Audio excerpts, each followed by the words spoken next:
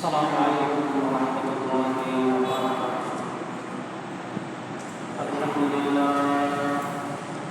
الحمد لله وكفى وسلام على عباده الذين اصطفى ونشهد أن لا إله إلا الله وحده لا شريك له ونشهد أن سيدنا مولانا محمدا عبد الله ورسوله صلوات الله وسلامه عليه وعلى آله وأصحابه وأتباعه وإخوانه. أما بعد فأعوذ بالله من الشيطان الرجيم.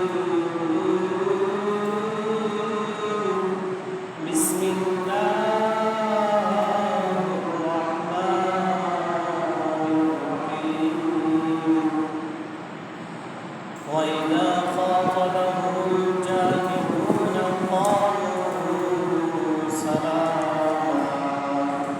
وقال تعالى إن الله وملائكته يصلون على النبي يا أيها الذين آمنوا صلوا عليه وسلموا تسليما. اللهم صل على سيدنا مولانا محمد وعلى آل سيدنا مولانا محمد. اللهم صل على سيدنا مولانا محمد وعلى آل سيدنا مولانا محمد.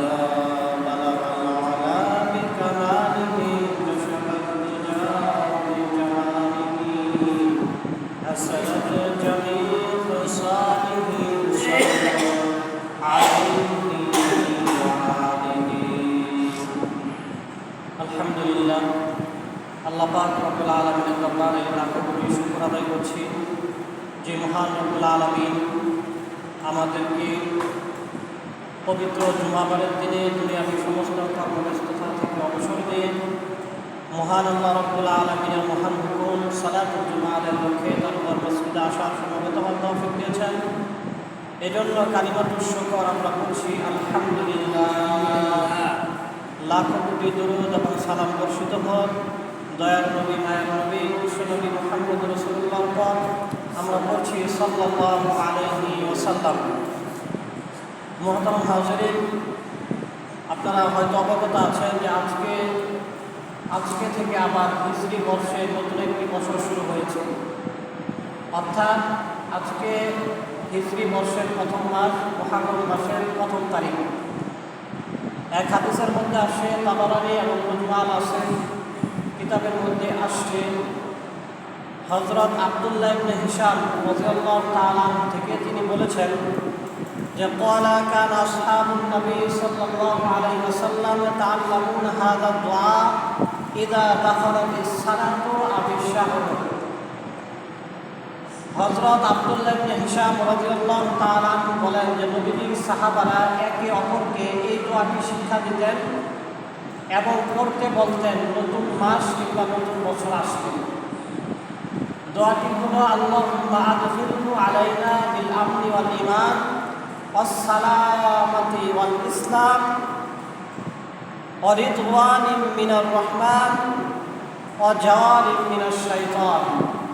অর্থাৎ আয় আল্লাহ, আপনি নিরাপত্তা এবং ঈমানের সাথে, শান্তি এবং ইসলামের সাথে, আল্লাহ সন্তুষ্টির সাথে এবং শয়তান থেকে আমাদেরকে মুক্ত করে এই নতুন মাস এবং নতুন বছর দান করেন।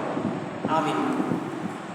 মুহতারাম হাজিরিন, আমরা অবগত আছি যে গত জুমায় আমরা নতুন একটি বিষয়ে আলোচনা শুরু করেছিলাম, তা হলো আল্লাহ তাআলার বান্দা তথা আল্লাহর আদর্শ বান্দাদের কিছু গুণাবলী বলা হয়েছিল। এরকম মোট 12টি গুণ আছে, যে গুণগুলোর কথা আল্লাহ নিজেই কোরআনের মধ্যে বলেছেন।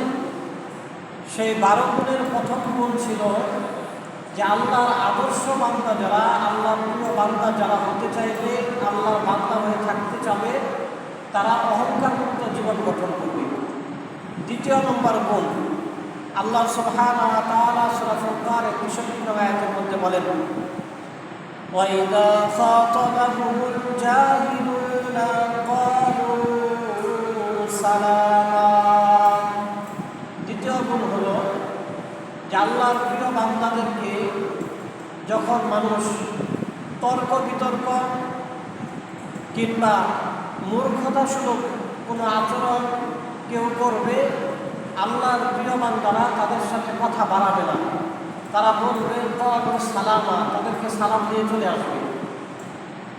অর্থাৎ কখনো কখনো যদি এমন পরিস্থিতি হয় যে কোনো মানুষ তার জ্ঞানের স্বল্পতার কারণে বা অজ্ঞতাস্বরে আল্লাহর প্রিয় বান্দাদের সাথে তর্ক বিতর্ক করতে চায়, ঝগড়া বিবাদে লিপ্ত হতে চায়, যারা আল্লাহর প্রিয় বান্দা হবে তারা তর্কেও যাবে না, ঝগড়াতেও লিপ্ত হবে না, বরঞ্চ ওই সমস্ত মূর্খদেরকে সালামা অর্থাৎ সালাম দিয়ে তাদেরকে বিদায় দিয়ে চলে আসে।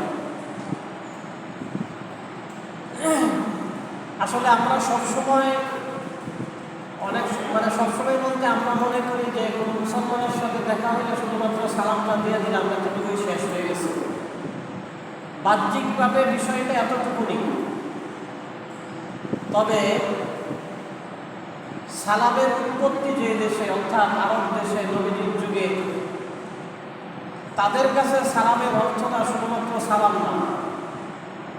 এক কিতাবের মধ্যে আসে হাযা সালামুন লাইসা সালাম হুয়া তাসুল্লুম, যে তোমরা যেটাকে শুধুমাত্র সালাম বলো এটা শুধুমাত্র সালাম, এর ভিতরে সীমাবদ্ধ নয়, বরঞ্চ এটা হলো এক ধরনের নিরাপত্তা।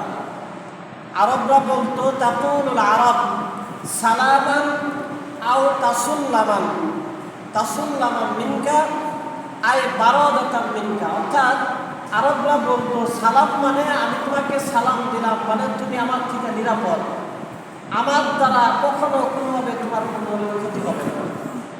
বারাদাতাম মিনকা অর্থাৎ আমি সালাম দিয়ে এই ইঙ্গিত তোমাকে দিয়ে দিলাম, আমার সমস্ত প্রকার শত্রুতা থেকে তুমি মুক্ত, আমার দ্বারা তোমার কোনো ক্ষতি হবে না। এইগুলা ভেবে আমরা কয়জন সালাম দিই, আর সালামটার ভিতরে যে এর মাহাত্ম্য সেটা আমরা জানি না। সালামের আরেকটা গুরুত্বের দিক হলো সালাম দেওয়া নেওয়া এটা মুসলমানের হক। মুসলিম শরীফের হাদিসের মধ্যে আসছে, হযরত আবু হুরায়রা বলেন, عن أبي هريرة رضي الله تعالى عنه أن رسول الله صلى الله عليه وسلم قال حق المسلم على المسلم 6 قيل ما هن يا رسول الله। হযরত আবু হুরায়রা রাদিয়াল্লাহু আনহু বলেন যে নবীজি বলেছেন এক মুসলমানের উপর অপর মুসলমানের হক রয়েছে 6টি। সাহাবায়ে কেরাম বলেন মা হুন্না, قيل ما هن يا رسول الله, হে নবী সেই 6টি হক কি কি? নবীজি সাল্লাল্লাহু আলাইহি ওয়াসাল্লাম বলেন ক্বালা ইযা লাকীতাহু ফাসাল্লিম আলাইহি, যখন এক মুসলমানের সাথে অপর মুসলমানের দেখা হবে তখন একে অপরকে সালাম দিবে। ওয়া ইযা দাআকা ফাজিবহু, এবং যখন এক মুসলমান অপর মুসলমানকে দাওয়াত দিবে সে দাওয়াতকে কবুল করবে। ওয়া ইযা ইসতানসাহাকা ফানসাহ লাহু, যখন এক মুসলমান অপর মুসলমানের কাছে কোনো বিষয়ে পরামর্শ চাইবে তখন সে ভালো পরামর্শ দিবে। ওয়া ইযা আতাশা ফাহামিদাল্লাহ ফাসাম্মিতহু, এবং যখন কোনো মুসলমান হাঁচি দিয়ে আলহামদুলিল্লাহ বলবে, এই আলহামদুলিল্লাহ যে মুসলমান শুনবে সে জবাবে বলবে আরহামুকাল্লাহ। তারপর নবীজি বলেন ওয়া ইযা মারিদা ফাউদহু, যখন কোনো মুসলমান অসুস্থ হবে অপর মুসলমান তার সেবা শুশ্রূষা করবে। ওয়া ইযা মাতা ফাত্তাবি'হু, এবং যখন কোনো মুসলমান মৃত্যুবরণ করবে তখন তার জানাজার নামাজে শরীক হবে। এই হলো এক মুসলমানের উপর অপর মুসলমানের হক 6টি। তন্মধ্যে অন্যতম একটি হক হলো মুসলমানের সাথে দেখা সাক্ষাৎ হলে একে অপরকে সালাম দিবে। মহতারাম হাজিরিন, সালামের সূচনা, সালামের এই প্রচলন শুধুমাত্র আমাদের ধর্মে আছে এমন না, বরঞ্চ আমাদের সবার পিতা, সমস্ত মানব জাতির মানব সম্প্রদায়ের পিতা হযরত আদম আলাইহিস সালামকে বানানোর পরেই আল্লাহ সুবহানাহু ওয়া তাআলা সালামের প্রচলন শিক্ষা দিয়েছেন। বুখারী মুসলিম শরীফের হাদিসের মধ্যে আসছে, খালাকাল্লাহু আদাম আলা সূরাতিহি তুলুহু 60 যিরাআন। আল্লাহ পাক রব্বুল আলামিন যখন আদম আলাইহিস সালামকে সৃষ্টি করলেন, বানালেন, আদম আলাইহিস সালামের দেহটা ছিল 60 হাত লম্বা। ফালাম্মা খালাকাহু ক্বালা ইযহাব ফাসাল্লিম আলা উলাইকা নাফারি মিনাল মালাইকাতি জুলুসুন। আল্লাহ সুবহানাহু ওয়া তাআলা আদম আলাইহিস সালামকে বানানোর পরে বললেন যে, হে আদম, তুমি ওই যে ফেরেশতারা বসা, ফেরেশতাদের একটি দল দেখা যায়, ফেরেশতাদের দলের কাছে যাও, ফাসাল্লিম আলাইহি, এবং ওই ফেরেশতাদেরকে তুমি সালাম দিবে। ফাসতামি' মা ইউহাইয়ুনাকা, এবং তুমি মনোযোগের সাথে শ্রবণ করবে তুমি সালাম দেওয়ার পরে তারা কি দিয়ে উত্তর দেয়। ফাইন্নাহা তাহিয়াতুকা ওয়া তাহিয়াতু যুররিয়াতিকা, কেননা তুমি সালাম দেওয়ার পরে তোমার সালামের জবাবে ফেরেশতারা যে উত্তর দিবে সেটা তোমার জন্য প্রযোজ্য হবে, পরবর্তী সময়ে তোমার সন্তানদের জন্য এই রীতি চালু হবে। অর্থাৎ আদম আলাইহিস সালামকে বানানোর পরে আল্লাহ বললেন, তুমি যাও ওই ফেরেশতাদের দলদেরকে সালাম দাও, মনোযোগের সাথে শুনবে তারা সালামের উত্তর কি বলে দেয়। কেননা ফেরেশতারা যেইভাবে সালামের উত্তর দিবে পরবর্তী সময় তোমাকে ওইভাবে উত্তর দিতে হবে, এবং তৎপরবর্তী সময় তোমার বংশধররা যারা দুনিয়াতে আসবে তারাও ওইভাবে সালামের উত্তর দিবে। ফাকালা, সুতরাং আদম আলাইহিস সালাম ফেরেশতাদেরকে বললেন, আসসালামু আলাইকুম, এইভাবে সালাম দিলেন। ফাকালু আসসালামু আলাইকা ওয়া রাহমাতুল্লাহ ফাজাদুহু রাহমাতুল্লাহ। আদম আলাইহিস সালাম যখন ফেরেশতাদেরকে সালাম দিলেন, আসসালামু আলাইকুম ওয়া রাহমাতুল্লাহ, ফেরেশতারা সালামের উত্তর দিলেন, আসসালামু আলাইকা ওয়া রাহমাতুল্লাহ। কোন কোন কিতাবের মধ্যে এতটুকু আসে আসসালামু আলাইকুম ওয়া আলাইকুম সালাম, বা কোন কোন কিতাবের মধ্যে ওয়া রাহমাতুল্লাহ সহ আসছে। এই হাদিস দ্বারা এই জিনিসটা প্রমাণিত হয় যে সালামের এই বিষয়টা আমাদের সবার আদি পিতা আদম আলাইহিস সালাম থেকেও আসছিল। তাকে বানানোর পরে আল্লাহ সুবহানাহু ওয়া তাআলা সালামের এই সিস্টেমটা, এই পদ্ধতিটা শিক্ষা দিয়েছেন। এজন্য কাউকে সালাম দিতে হলে সুন্দরভাবে পুরোটা সালাম দেওয়া, আসসালামু আলাইকুম বলা, জবাবে ওয়া আলাইকুমুস সালাম ওয়া রাহমাতুল্লাহ ওয়া বারাকাতুহু, মানে শুদ্ধ উচ্চারণে পুরো সালামটুকুই দেওয়া। শুধু তাই নয়, কোরআন শরীফের অনেকগুলো আয়াত দ্বারা এই জিনিসটা বোঝা যায় যে অন্য অন্য নবী আলাইহিস সালামের সময়ও সালামের বিষয়টা ছিল। যেমন কোরআন শরীফের মধ্যে আসে, আল্লাহ সুবহানাহু ওয়া তাআলা বলেছেন, সালামুন আলা নূহিন ফিল আলামিন, সালামুন আলা ইব্রাহিম, সালামুন আলা মূসা ওয়া হারুন, সালামুন আলা ইলিয়াসিন।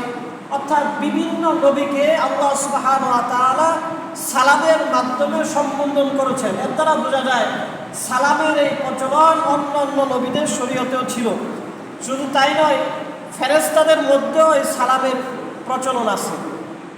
যেমন নবীজি সাল্লাল্লাহু আলাইহি ওয়াসাল্লাম একবার খাদিজা রাদিয়াল্লাহু তাআলা আনহাকে বলেছিলেন যে, খাদিজা, তোমাকে আল্লাহর পক্ষ থেকে সালাম জানানো হয়েছে, সুবহানাল্লাহ। আবার একবার বলেছিলেন নবীজি, বুখারী মুসলিম তিরমিজি শরীফের হাদিসের মধ্যে আসে, নবীজি আয়েশা রাদিয়াল্লাহু আনহাকে বলেছিলেন যে, আয়েশা, হাজা জিবরাইল ইয়াকরাউ আলাইকিস সালাম, এই যে আমার কাছে একজন মানুষরূপী ব্যক্তি উপস্থিত, আয়েশা তিনি আসলে মানুষ না, আমি নবী, আমি তো জানি আসল কাহিনী, তিনি একজন ফেরেশতা এবং তিনি হলেন জিবরাইল। ইয়াকরা আলাইহিস সালাম, এবং জিবরাইল তোমাকে সালাম জানিয়েছেন। সুবহানাল্লাহ। তাহলে এই সালামের বিষয়টা আল্লাহ সুবহানাহু ওয়া তাআলা প্রথম মানুষ সৃষ্টি করার পরে শিক্ষা দিয়েছেন। অন্যান্য নবীদের মধ্যে সালামের বিষয় ছিল, ফেরেশতাদের দেখা সাক্ষাতের সময়ও এই সালামের প্রচলন আছে। শুধু তাই নয়, মানুষ জান্নাতে যাওয়ার পরেও এই সালামের বিষয়টা বলবৎ থাকবে। যেমন জান্নাতীদেরকে আল্লাহর পক্ষ থেকে বলা হবে, সূরা ইয়াসিনের মধ্যে আসে, সালামুন কাওলাম মির রাব্বির রহিম। আল্লাহ সুবহানাহু ওয়া তাআলা জান্নাতের মধ্যে জান্নাতীরা দীর্ঘ সময় থাকার পরে আল্লাহর দিদার যখন জান্নাতীদেরকে দিবেন, আল্লাহর দর্শন দিলে আল্লাহ তাআলা জান্নাতীদেরকে দান করবেন, তার আগ মুহূর্তে তাদেরকে বলা হবে, সালামুন কাওলাম মির রাব্বির রহিম, যে দয়াময় আল্লাহর পক্ষ থেকে তোমাদেরকে সালাম জানানো হয়েছে। সুবহানাল্লাহ। শুধু তাই নয়, সূরা আহজাবের মধ্যে আসে, তাহিয়াতুহুম ইয়াওমা ইয়ালকাউনাহু সালাম। যখন জান্নাতে একে অপর জান্নাতের সাথে দেখা সাক্ষাৎ করবে, তখন একজন আরেকজনকে সালাম দিবে, এক জান্নাতি আরেক জান্নাতিকে সালাম বলবে। এর দ্বারা বোঝা যায় সালাম এমন এক ইবাদত, যে ইবাদত ফেরেশতাদের মধ্যে আছে, যে ইবাদত অন্যান্য নবীদের মধ্যে ছিল, যে ইবাদত আল্লাহ আমাদের প্রদান করেছেন, যে ইবাদতটাকে আল্লাহ তাআলা জান্নাতেও বাকি রাখবেন। সুবহানাল্লাহ।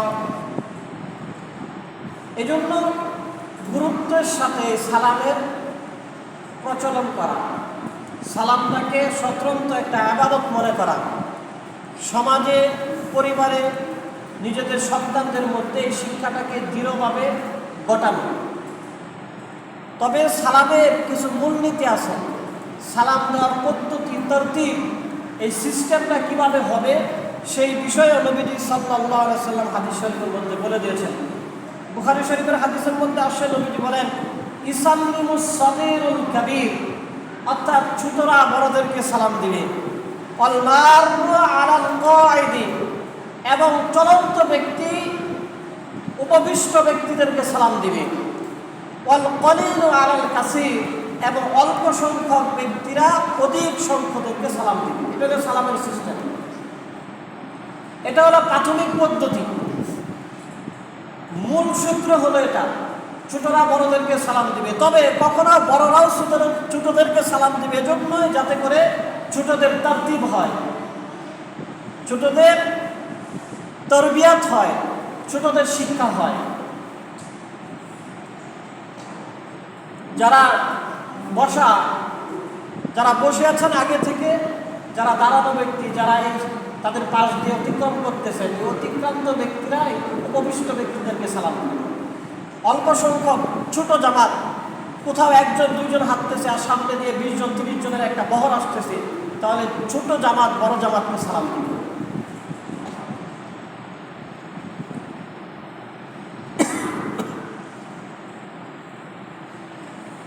এবং আগন্তুক ব্যক্তি যিনি আসবেন, যারা উপস্থিত তাদেরকে তিনি সালাম দিবেন।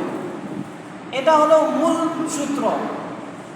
তবে অনেক সময় ক্লাসরুমের তরতিবটা ভিন্ন থাকে, যে ছাত্ররা ক্লাসে উপস্থিত থাকার পরেও স্যাররা যখন ক্লাসে ঢুকেন ছাত্ররা আগে সালাম দেয়।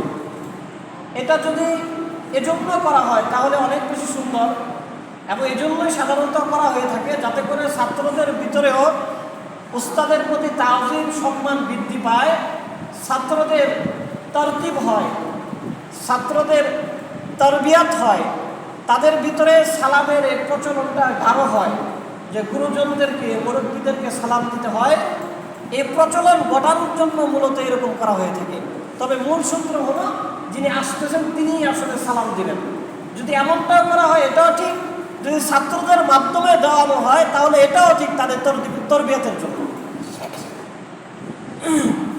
এই সালামের অনেক ফজিলত রয়েছে। সালামের অন্যতম এক ফজিলত নবীজি সাল্লাল্লাহু আলাইহি ওয়াসাল্লাম বলেছেন, লা ইয়াদখুলুনাল জান্নাতা হাত্তা তুমিনু, যে তোমরা ততক্ষণ পর্যন্ত জান্নাতে প্রবেশ করতে পারবে না যতক্ষণ পর্যন্ত না ঈমানদার হও, এবং তোমরা ততক্ষণ পর্যন্ত ঈমানদার হতে পারবে না যতক্ষণ পর্যন্ত না তোমাদের পারস্পরিক মিল মুহাব্বত না হয়। জান্নাতে যাওয়ার জন্য শর্ত হলো ঈমানদার হওয়া। ঈমানদার হওয়ার জন্য শর্ত হলো একে অপরের সাথে মিল মুহাব্বতের সাথে থাকা। এরপরে নবীজি বলেন, আওয়ালা আদুল্লুকুম আলা শাইইন ইযা ফাআলতুমুহু তাহাব্বাবতুম। নবীজি বলেন, তোমরা ততক্ষণ পর্যন্ত জান্নাতে যেতে পারবে না যতক্ষণ পর্যন্ত না ঈমানদার হও, আর ততক্ষণ পর্যন্ত ঈমানদার হবে না যতক্ষণ পর্যন্ত না একে অপরের সাথে মুহাব্বতের, সম্প্রীতির, ভালোবাসার সম্পর্ক স্থাপন না হয়। এরপরে নবীজি বলেন, আওয়ালা আদুল্লুকুম আলা শাইইন ইযা ফাআলতুমুহু তাহাব্বাবতুম। নবীজি বলেন, আমি কি তোমাদেরকে বলবো না কোন আমল করলে একে অপরের সাথে ভালোবাসার সম্পর্ক হবে, একে অপরের সাথে সম্প্রীতির সম্পর্ক ঘটবে। এরপরে নবীজি বলেন, আফশুস সালাম বাইনাকুম, তোমরা পরস্পর অনেক বেশি সালাম দিবে, এর মাধ্যমে তোমাদের একে অপরের সাথে মুহাব্বতের সম্পর্ক স্থাপন হবে। আর যখন একে অপরের সাথে মুহাব্বতের সম্পর্ক স্থাপন হবে তোমরা মুমিন হতে পারবা, আর যতক্ষণ পর্যন্ত না তোমরা মুমিন হতে পারবে না জান্নাতেও যেতে পারবে না। অর্থাৎ অধিক সালামের প্রচলনের মাধ্যমে তোমরা জান্নাতে প্রবেশ করতে পারবে। সুবহানাল্লাহ। তাহলে এই হাদিসের মাধ্যমে নবীজি সাল্লাল্লাহু আলাইহি ওয়াসাল্লাম আমাদেরকে শিক্ষা দিলেন যে অধিক হারে সালাম দিবে, এই সালাম দেওয়ার দ্বারা কেমন যেন তোমরা জান্নাতে যেতে পারবে। মুসলিম শরীফের হাদিস, বাইহাকি শরীফের এক হাদিসের মধ্যে নবীজি বলেছেন যে সালাম তো আমরা সাধারণত দিবই, তবে নবীজি বলেন যেই ব্যক্তি আগে আগে সালাম দেওয়ার চেষ্টা করে, যে আমি আগে সালামটা দিব, নবীজি বলেন এইরকম আগে সালাম দেওয়ারও একটা ফজিলত আছে, সাওয়াব আছে। নবীজি বলেন, আল বাদিউ বিস সালাম বারিউম মিনাল কিবর। নবীজি সাল্লাল্লাহু আলাইহি ওয়াসাল্লাম বলেন, যেই ব্যক্তি আগে সালাম দিবে ওই ব্যক্তিকে আল্লাহ তাআলা অহংকার থেকে মুক্ত করে দেবেন। সুবহানাল্লাহ। হাদিসের মধ্যে আসে অহংকার এমন এক খারাপ জিনিস, এমন এক খারাপ জিনিস যে যদি কোনো মানুষ অহংকার করে, অহংকার করার দ্বারা তার নেকিগুলো এইভাবে নষ্ট হয়ে যায়, ধ্বংস হয়ে যায়, যেইভাবে আগুন শুকনা লাকড়িকে পুড়ে ফেলে। আর গত জুমাতে আমরা শুনছি যে অহংকার আল্লাহ তাআলা নিজের চাদর, যে অহংকার নিয়ে টানবে সেজন্য আল্লাহর চাদর নিয়ে টানাটানি করে। আল্লাহ সুবহানাহু ওয়া তাআলা বলেছেন, ফাকাযাফতুমুহু ফিন-নার, যে এই কাজ করবে আমি তাকে জাহান্নামে দেব। নাউযুবিল্লাহ। অর্থাৎ যে অহংকার করবে তাকে আল্লাহ জাহান্নামে দিবেন, আর যেই ব্যক্তি আগে সালাম দিবে তাকে আল্লাহ অহংকার থেকে মুক্ত করে দেবেন। সুবহানাল্লাহ। সালাম দেওয়ার আরো ফজিলত তিরমিজি শরীফ, ইবনে মাজাহ শরীফ এবং মুসনাদে আহমদ শরীফের মধ্যে আসছে। নবীজি সাল্লাল্লাহু আলাইহি ওয়াসাল্লাম বলেন, হযরত আব্দুল্লাহ বিন আমর বিন আস রাদিয়াল্লাহু তাআলা আনহু থেকে বর্ণিত, তিনি বলেন যে নবীজি বলেছেন, ওয়াবুদুর রহমান ওয়া আত'ইমুত তাআম ওয়া আফশুস সালামা তাদখুলুল জান্নাতা বিসালাম। নবীজি বলেছেন যে তোমরা আল্লাহর ইবাদত করো, ওয়াবুদুর রহমান, দয়াময় আল্লাহর ইবাদত করো, ওয়া আত'ইমুত তাআম, এবং অভুক্ত অনাহারী ব্যক্তিকে তোমরা খাবার খাও, ওয়া আফশুস সালাম, এবং বেশি বেশি তোমরা সালাম দাও, তাদখুলুল জান্নাতা বিসালাম। এই তিনটা কাজ যদি তোমরা করো তাহলে তোমরা নিরাপত্তার সাথে জান্নাতে প্রবেশ করতে পারবে। সুবহানাল্লাহ। সহজ সহজ তিন কাজ, আল্লাহর ইবাদত করা, অভুক্ত ব্যক্তিদেরকে খাবার খাওয়ানো, আর বেশি বেশি সালাম দেওয়া। এর মধ্যে সবচেয়ে সহজ হয়েছে সালাম দেওয়া, সবচেয়ে সহজ, কোনো টাকা খরচ হয় না, অনেক বড় হাদিস কিতাব পড়েও এই আমল শিখতে হয় না, দেওয়ার জন্য মানুষের অভাব নাই। কিন্তু আমরা অনেক সময় মানুষ খুঁজে পাই না কে কাকে সালাম দিবে। নবীজি বলেছেন, যে ঘরে অধিক হারে সালামের প্রচলন করা হয়, সেই ঘরে আল্লাহ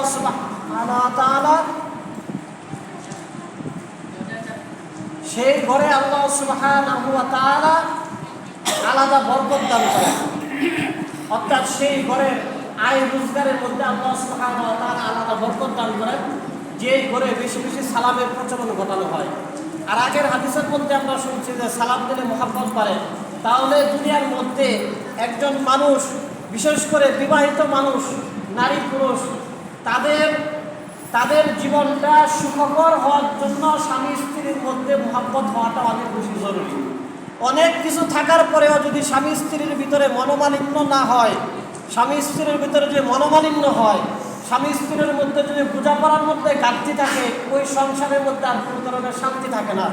আর নবীজি বললেন অধিক সালাম দিবে তোমাদের মহব্বত বাড়বে। তার মানে সবচেয়ে বেশি সালামের প্রচলনটা স্বামী স্ত্রীর ভিতরে বেশি ঘটানো দরকার। কিন্তু আমরা এখন সালাম দেওয়ার মানুষ খুঁজে পাই না। এজন্য বাসাবাড়িতে গিয়েই সালাম দেওয়া, বাসাবাড়ির থেকে বিদায় নেওয়ার জন্য সালাম দেওয়া। কিন্তু আমরা নতুন একটা ট্রেন্ড চালু করছি। আমরা মনে করি যে কাউকে বিদায় দেওয়ার সময় আল্লাহ হাফেজ বলা, ফিয়ামানিল্লাহ বলা যায়। এটার একটা সূত্র খুঁজে পাওয়া যায় যে আল্লাহর নিরাপত্তায় তোমাকে দিয়ে দিলাম, আল্লাহর আশ্রয়ে তোমাকে দিয়ে দিলাম, আল্লাহর আশ্রয় কামনা করলাম তোমার জন্য। কিন্তু মূল জিনিস হলো বিদায়ের সময় মানুষকে সালাম দিয়ে বিদায় দাও, সাক্ষাতের সময়ও সালাম দেওয়া। বাচ্চাদেরকে এই জিনিসটা বলা। এবং মানুষ বাসাবাড়ি থেকে বের হওয়ার সময় যে সুন্নতগুলোর কথা কিতাবের মধ্যে, হাদিসের মধ্যে আসে, সেখানে উল্লেখ আছে যে মানুষ যখন বাসাবাড়ি থেকে বের হওয়ার সময় বাজারে যায়, বেড়াতে যায়, স্কুলে যায়, কলেজে যায়, বিভিন্ন প্রয়োজনে মানুষ বাসাবাড়ি থেকে বের হয়। এর বের হওয়ার সময় যদি ডান পা দিয়ে বিসমিল্লাহি তাওয়াক্কালতু আলাল্লাহ লা হাওলা ওয়ালা কুওয়াতা ইল্লা বিল্লাহ এই দোয়া পাঠ করে এবং সালাম দিয়ে বের হয়, যতক্ষণ পর্যন্ত না ওই ব্যক্তিরা বাড়িতে আবার ফিরে না আসবে, ততক্ষণ পর্যন্ত আল্লাহর পক্ষ থেকে তাদেরকে নিরাপত্তা দান করা হয়। সহজ আমল। এরপরে সালাম দেওয়ার আরো ফজিলত। সালাম দিলে আল্লাহর পক্ষ থেকে আলাদা নেকি দান করা হয়। তিরমিজি শরীফ এবং আবু দাউদ শরীফের হাদিসের মধ্যে আসে, হযরত ইমরান ইবনে হুসাইন রাদিয়াল্লাহু তাআলা আনহুমা বলেন, আন্না রাজুলান জাআ ইলান নবী সাল্লাল্লাহু আলাইহি ওয়াসাল্লাম ফাকালা আসসালামু আলাইকুম ক্বালা আন-নবী সাল্লাল্লাহু আলাইহি ওয়াসাল্লাম আশরুন। হযরত ইমরান ইবনে হুসাইন রাদিয়াল্লাহু আনহু বলেন যে এক ব্যক্তি নবীজির কাছে আসলেন, এসে ওই ব্যক্তি নবীজিকে বললেন আসসালামু আলাইকুম, অর্থাৎ সালাম দিলেন। ক্বালা আন-নবী সাল্লাল্লাহু আলাইহি ওয়াসাল্লাম আশরুন। নবীজি তার সালামের শোনার পরে জবাবও দিলেন, দেওয়ার পরে নবীজি সাথে সাথে বললেন আশরুন। আশরুন শব্দের অর্থ 10। ফাকালা সুম্মা জাআ আখার। এরপরে আরেক ব্যক্তি আসলেন, এসে বললেন আসসালামু আলাইকুম ওয়া রাহমাতুল্লাহ। নবীজি বললেন 20। নবীজি বললেন 20। কিছুক্ষণ পরে সুম্মা জাআ আখার, কিছুক্ষণ পর আরেক ব্যক্তি আসলো। ওই ব্যক্তি এসে নবীজিকে বলল আসসালামু আলাইকুম ওয়া রাহমাতুল্লাহি ওয়া বারাকাতুহু। নবীজি বললেন 30। প্রথম ব্যক্তি সালাম দিয়েছিল আসসালামু আলাইকুম, নবীজি বললেন 10। আরেক ব্যক্তি এসে সালাম দিল আসসালামু আলাইকুম ওয়া রাহমাতুল্লাহ, একটু বৃদ্ধি করলো, নবীজি বললেন 20 অর্থাৎ 20। কিছুক্ষণ পরে আরেক ব্যক্তি নবীজিকে সালাম দিল আসসালামু আলাইকুম ওয়া রাহমাতুল্লাহি ওয়া বারাকাতুহু, একটু বেশি বৃদ্ধি করলো, নবীজি বললেন 30 অর্থাৎ 30।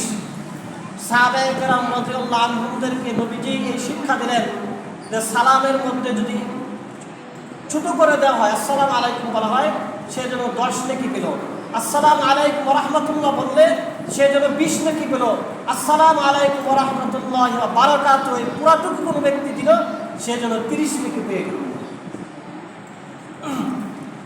আল্লাহ সুবহানাহু ওয়া তাআলা আমাদের সবাইকে বেশি বেশি সালামের প্রচলন ঘটানো এবং সালাম দেওয়ার তৌফিক আল্লাহ তাআলা আমাদেরকে দান করেন।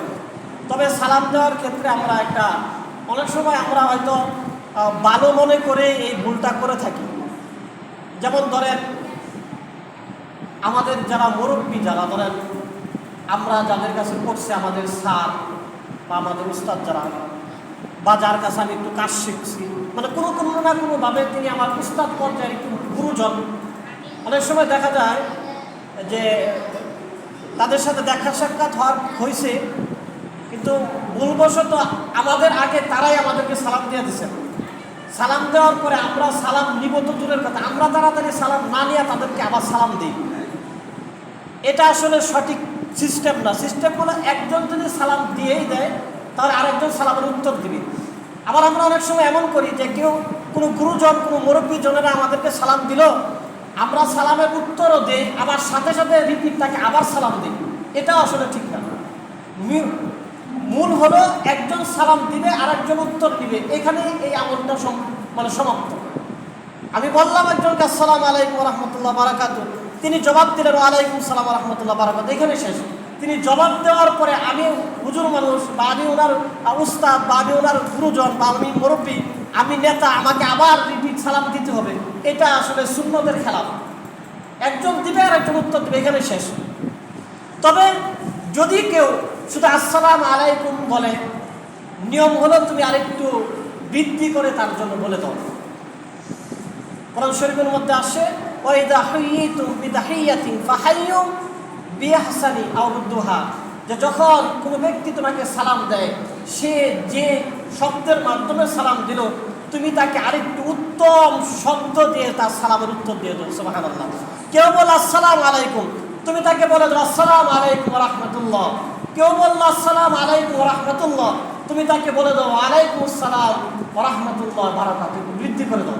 কিন্তু বৃদ্ধি করতে যাই যেন আমরা মনের থেকে আরো কিছু না লাগাই, মানে যেগুলো হাদিসের মধ্যে নাই, নিজের মতো করে লাগাই দিলাম আসসালামু আলাইকুম ওয়া রাহমাতুল্লাহি ওয়া বারাকাতুহু মাগফিরাতু ওয়া জান্নাতু, মানে নিজের মতো করে শুধু বলতেই থাকলাম। এরকম বলার দরকার নাই, হাদিসের যতটুকু আছে ততটুকু বললেই এনাফ। আল্লাহ সুবহানাহু ওয়া তাআলা আমাদেরকে সালামের আমলটাকে যথাযথভাবে করার তৌফিক দান করুন। আসসালামু আলাইকুম, এটা হলো সঠিক উচ্চারণ। আসসালামু আলাইকুম, আসসালামু আলাইকুম, সালাম, এই ধরনের না করা। কারণ এই সালাম শব্দের মধ্যে আল্লাহর একটা নামও আছে। সালাম আল্লাহর নাম, যদি সালামটাকে শুদ্ধ উচ্চারণে না দেওয়া হয়, যেন আল্লাহকেই বিকৃত করা হলো। আল্লাহর নাম তো কারো নাম বিকৃত করা হলে ব্যক্তিকে বিকৃত করা, আল্লাহরই আমরা ভেঙে ফেলাইলাম। এই জন্য শুদ্ধ উচ্চারণে সালাম দেওয়া, আল্লাহ আমাদেরকে আমল করার তৌফিক দান করুন। মুহতারাম হাজিরিন, আপনারা জানেন যে আমরা বিভিন্ন সূরা নিয়ে আলোচনা করে থাকি। আমাদের সূরা মুলকের আলোচনা চলতেছিল। গত জুমাতে বলেছিলাম যে আমরা সূরা মুলকের 1 থেকে 11 নং আয়াতের আলোচনা করব, কিন্তু সময় মানে স্বল্পতায় আমরা পুরোটুকু করতে পারি নাই। শুধুমাত্র আমরা 4টা আয়াতের আলোচনা আপনাদেরকে বলেছিলাম। আজকে বাকি 7টা আয়াতের আলোচনা আপনাদেরকে বলা হচ্ছে। শুরুতেই বলে রাখি যে সূরা মুলকের 30টা আয়াত, এই আয়াতের প্রথম 1 থেকে 11 নং আয়াতের মধ্যে আল্লাহর ক্ষমতা এবং জাহান্নামী ব্যক্তিদের কিছু অবস্থা আল্লাহ বলেছেন। 12 থেকে 22 নং আয়াতের মধ্যে আল্লাহ সুবহানাহু ওয়া তাআলা বিভিন্ন প্রশ্নবোধক শব্দের মাধ্যমে আল্লাহর কিছু ক্ষমতার কথা বলেছেন। 23 থেকে 30 এই আয়াতগুলোর মাধ্যমে আল্লাহ সুবহানাহু ওয়া তাআলা নবীজিকে সম্বোধন করে আমাদেরকে কিছু বিষয় আল্লাহ তাআলা জানিয়েছেন। আল্লাহ সূরা মুলকের 5 নং আয়াতের মধ্যে বলেন, 4 নং আয়াতের মধ্যে তো আল্লাহ তাআলা 7টা আসমান সুন্দরভাবে বানাইছেন, নিখুঁতভাবে, এই কথা বলেছেন। এগুলোর কোনো খুঁত আমরা খুঁজে পাবো না, বারবার খুঁজলেও পাবো না, খুঁজতে যে আমরা ক্লান্ত হয়ে যাবো তারপরেও পাবো না। এরপরে 5 নং আয়াতের মধ্যে আল্লাহ বলেন যে ওয়ালাকাদ যায়্যানাস সামাআদ দুনিয়া বিমাসাবিহা ওয়া জাআলনাহা রুজুমান লিশ-শায়াতিন ওয়া আ'তাদনা লাহুম আযাবাস সাঈর। আল্লাহ বলেন ওই যে 7টা আসমান আমি স্তরে স্তরে বানিয়েছিলাম নিখুঁতভাবে, ওই আসমানগুলোর মধ্যে নিকটবর্তী আসমান যেটা প্রথম আসমান আমরা যেটাকে বুঝি, আল্লাহ বলেন সেই আসমানটাকে আমি তারকারাজি দ্বারা সৌন্দর্যমণ্ডিত করেছি। তারকার মাধ্যমে প্রথম আসমানটাকে আমি আল্লাহ লাইটিং করেছি। ওয়াজআলনাহা রুজুমান লিশ-শায়াতিন, এবং সেখানে আমি শয়তানদেরকে বিতাড়িত করার জন্য অগ্নিস্ফুলঙ্গের ব্যবস্থা করেছি। এরপরে বলেন ওয়া আতাদনা লাহুম আযাবাস সাইর, এবং যারা আমি আল্লাহর বিরুদ্ধাচরণ করবে শয়তানগুলা, তাদের জন্য আমি যন্ত্রণাদায়ক শাস্তির অঙ্গীকার করে রেখেছি, অবশ্যই তাদেরকে আমি শাস্তি দিব। এই আয়াতে আল্লাহ সুবহানাহু ওয়া তাআলা আকাশের তারকা বানানোর দুইটা কথা বলছেন। একটা হলো প্রথম আসমানটাকে আল্লাহ তাআলা সৌন্দর্য মণ্ডিত করেছেন, এজন্য তারকা সৃষ্টি করছেন। আরেকটা কথা আল্লাহ বলছেন যে শয়তানদেরকে বিতাড়িত করার জন্য আল্লাহ তাআলা তারকা বানিয়েছেন। এই আয়াতের এই অংশটুকুর ব্যাখ্যার মধ্যে আসে, এক সময় ফেরেশতাদেরকে আল্লাহ তাআলা যে কমান্ডগুলো দান করেন, সেগুলো ফেরেশতারা প্রথম আসমানে বসে একে অপরের সাথে আলোচনা করেন। আমাদের ভালো এবং মন্দ আমলগুলো নিয়ে ফেরেশতারা প্রথম আসমানে বসে আলোচনা করে। কোন মানুষ মারা যাবে ফেরেশতারা যদি সেগুলো জানে, সেগুলো নিয়ে আলোচনা করে। মানে গুরুত্বপূর্ণ অনেক বিষয় নিয়ে ফেরেশতারা প্রথম আসমানে আলোচনা করে। এক সময় শয়তানরা কি করতো, জিনদের মধ্যে শয়তান জিন যেগুলো এবং শয়তানের মধ্যে যেগুলো বেশি শয়তান, এগুলো প্রথম আসমানের কাছে যায় কান পেতে পেতে ফেরেশতাদের কথাগুলো শুনে ফেলতো। আয়েশা শয়তানের অনুসারী দুনিয়াতে যারা, তাদেরকে এই কথাগুলো বলে দিত, না আল্লাহর তথ্যগুলো লিক করে দিত। তখন আল্লাহ তাআলা এই সিস্টেমটা চালু করছেন যে না, এখন থেকে আল্লাহর কোনো তথ্য কোনো শয়তান আগেই মানুষকে জানাতে পারবে না। এই আয়াতে এই তারকা বানানোর, তারাগুলা বানানোর দুইটা বিষয় আল্লাহ তাআলা বলেছেন। আর সূরা আনআমের ৯৭ নম্বর আয়াতে আল্লাহ তাআলা বলেছেন وهو الذي جعل لكم النجوم لتهتدوا بها في ظلمات البر والبحر। আল্লাহ বলেন যে আমি আসমানের তারকাগুলো এজন্যই বানিয়েছি, এই তারকাগুলোর মাধ্যমে ফি যুলমাতিল বাহর বাররি ওয়াল বাহর, জলে এবং স্থলে যে অন্ধকার হয়, সেই অন্ধকারে মানুষ এই তারকা দেখে দেখে তারা পথ চিনে চিনে তাদের যাত্রা করবে। সুবহানাল্লাহ। আসমানের তারকা দেখে মানুষ পথ চিনতে পারে। কোনো এখনো অনেক সময় এমন অবস্থা হয়, যারা দূরপাল্লার সমুদ্রে যে সমস্ত জাহাজরা, নাবিকরা জাহাজ নিয়ে যান, দেখা গেছে এক এক সফরে 2 মাস 3 মাস কেটে যায়, ধারাবাহিকভাবে শুধু জাহাজ চলতেই থাকে। এখন অনেক আধুনিক হয়েছে, স্যাটেলাইট আছে, কিন্তু অনেক সময় এমন হয় বিভিন্ন দুর্যোগের কারণে এই স্যাটেলাইটগুলো অকেজ হয়ে যায়। তখন নাবিকরা এই আসমানের তারকা দেখেই তারা তাদের দিককে নির্ণয় করেন। আল্লাহ বলেন আমি তোমাদেরকে এই দিক নির্ণয়ের জন্যই তারকা দান করেছি। এজন্য হযরত ইবনে জারির এবং ইবনে হাতেম কাদাদা রাহমাতুল্লাহ আলাইহি তারা বলতেন যে আল্লাহ 3 কারণে তারকাদেরকে বানিয়েছেন, তারকা সৃষ্টি করেছেন 3 কারণে। এক কারণ আল্লাহ আসমানটাকে সৌন্দর্যমণ্ডিত করেছেন তারকা বানিয়ে। আরেক কারণ শয়তান জিনদেরকে দূর করার জন্য। আরেক কারণ হলো মানুষ যাতে করে অন্ধকারে রাস্তা চিনতে পারে, সেজন্য আল্লাহ তাআলা তারকা সৃষ্টি করেছেন। পরবর্তী আয়াতে আল্লাহ বলতেছেন ওয়ালিল্লাযীনা কাফারু বিরাব্বিহিম আযাবু জাহান্নাম, এবং যারা কাফের, যারা তাদের রবকে অস্বীকার করে, লাহুম আযাবু জাহান্নাম, তাদের জন্য রয়েছে জাহান্নাম। অবিসাল মাসির, আল্লাহ জাহান্নামের পরিচয় দিতেছেন। এই জাহান্নাম খুবই একটা নগণ্য জায়গা, জঘন্য জায়গা, এটা খুবই নিকৃষ্টতম আবাস। অর্থাৎ জাহান্নামে যারা যাবে, কাফের মুশরিকরা, আল্লাহ বলতেছেন তারা তো জাহান্নামে যাবে। এখন কাফেররা মনে করতে পারে আল্লাহ তো আমাদের জন্য আলাদা একটা জায়গা বানাইছে, মরার পরে জাহান্নামে যেতে পারবো। আল্লাহ বলেন অবিসাল মাসির, জাহান্নাম ভালো জায়গা না, এটা নিকৃষ্টতম জায়গা। যারা আল্লাহকে অস্বীকার করবে তারা এরকম মরার পরে নিকৃষ্টতম জাহান্নামে যাবে। ইযা উলকু ফিহা সামিউ লাহা শাহীকান ওয়া হিয়া তাফুর, আল্লাহ বলেন যখন তাদেরকে জাহান্নামে নিক্ষেপ করা হবে, সামিউ লাহা শাহীকান ওয়া হিয়া তাফুর, তারা জুড়ে গগন বিদারী চিৎকার মারবে। তোমরা ওই জাহান্নাম থেকে অনেক বড় ধরনের চিৎকার চেঁচামেচির আওয়াজ শুনতে পাবে। যারা জাহান্নামে যাবে তারাও শুনবে, যারা জাহান্নামে যাবে না তারাও জাহান্নামীদের এই চিৎকারগুলো শুনতে পাবে। তাকাদু তামাইয়াজু মিনাল গায়জ, এমন নয় যে জাহান্নামে কিছু জাহান্নামীদেরকে ফালানোর পরে ফেলে দেওয়ার পরে জাহান্নামে কিছু জাহান্নামী পাওয়ার পরে জাহান্নামটা শান্ত হয়ে যাবে। আল্লাহ বলেন এমনটা না, যখনই কোনো জাহান্নামীকে জাহান্নামে ফেলানো হবে, ফেলার সাথে সাথে জাহান্নাম তার রাগটা বাড়িয়ে দিবে।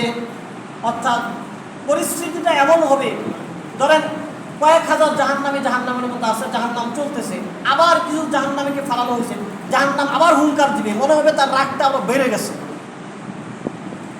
আল্লাহ বলেন উলকিয়া ফিহা ফাউজুন সালামুন খাজানাতুহা, যখন কোনো দল জাহান্নামের মধ্যে নিক্ষিপ্ত হবে, জাহান্নামের ফেরেশতারা তাদেরকে বলবে সালাহুম খাজানাতুহা, তাদেরকে বলবে জাহান্নামের ফেরেশতারা আলাম ইয়াতিকুম নাযীর, এই যে তোমরা একবারে দল বাইন্দা জাহান্নামের মধ্যে আসছো, তোমাদেরকে কি কোনো সতর্ককারী তোমাদের কাছে আসে নাই? কোনো ভালো মানুষ, নবী রাসূলরা কিংবা কোনো পীর বুজুর্গরা কোনো ভালো মানুষ কি তোমাদের কাছে আসে নাই? এসে কি তোমাদেরকে সতর্ক করে নাই তোমরা এরকম জাহান্নামে আসতেছো? ক্বালু বালা ক্বাদ জাআনা নাযীর, জাহান্নামীরা সেদিন বলবে হ্যাঁ, আমাদের কাছে এসেছিলেন সতর্ককারীরা, নবী রাসূলুল্লাহ আমাদের কাছে এসেছিলেন। ফাকাযযাবনা, কিন্তু আমরা তাদেরকে বিশ্বাস করতাম না, আমরা তাদেরকে মিথ্যা অপবাদ দিতাম। ওয়াকুলনা মা নাযালাল্লাহু মিন শাই, এবং আল্লাহ যেগুলো অবতীর্ণ করেছেন আল্লাহর কিতাব, সেগুলো আমরা মানতাম না, সেগুলোর প্রতি আমাদের ঈমান ছিল না। ইন আনতুম ইল্লা ফি দালালিন কাবীর, জাহান্নামীদের এই দুই কথা শোনার পরে জাহান্নামের ফেরেশতারা বলবে তোমরা তো একদম বড় ধরনের ভ্রান্তির মধ্যে ছিলে, তোমাদেরকে সতর্ক করার পরে তোমরা সতর্ক হও নাই, তোমাদেরকে আল্লাহর কিতাব দেওয়ার পরে তোমরা কিতাবের উপর ঈমান আনো নাই, আমল করো নাই, তোমরা তো বড় ধরনের ভ্রান্তির মধ্যে ছিলে।